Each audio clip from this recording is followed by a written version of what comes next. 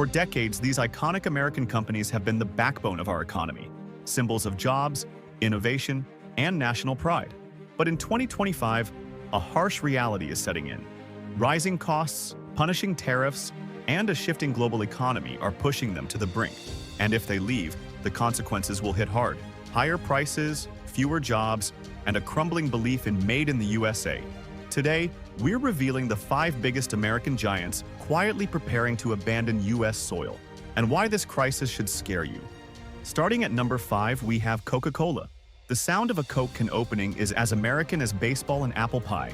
But behind the scenes, Coca-Cola is struggling with skyrocketing aluminum costs, up 25% due to tariffs on Canadian imports. Every single can is now a financial burden, and the solution isn't loyalty, it's survival.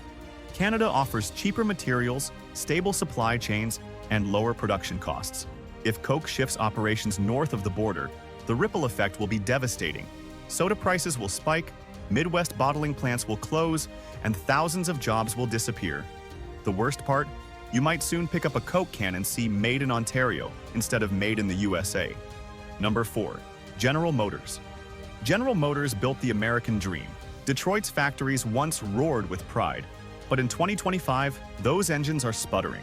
Critical auto parts from Canada now cost thousands more per vehicle due to new tariffs, and GM's financial equation no longer makes sense.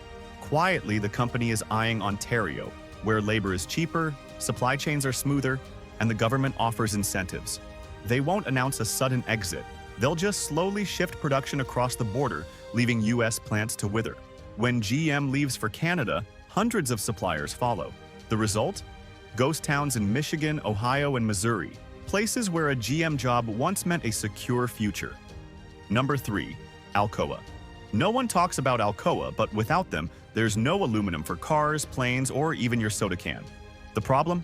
U.S. energy costs are out of control, making smelting plants too expensive to run. Meanwhile, Canada offers cheap, reliable hydropower and friendlier policies. The choice is simple: shut down American factories or move north to Canada. If Alcoa leaves, entire industries collapse.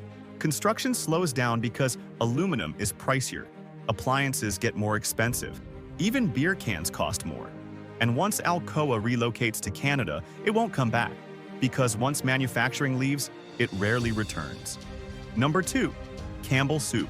Campbell's Soup isn't just food, it's nostalgia. But their iconic red and white cans rely on aluminum, and tariffs are crushing their bottom line. The company now faces a brutal choice: absorb the costs and raise prices, switch to cheaper plastic packaging, or move production to Canada.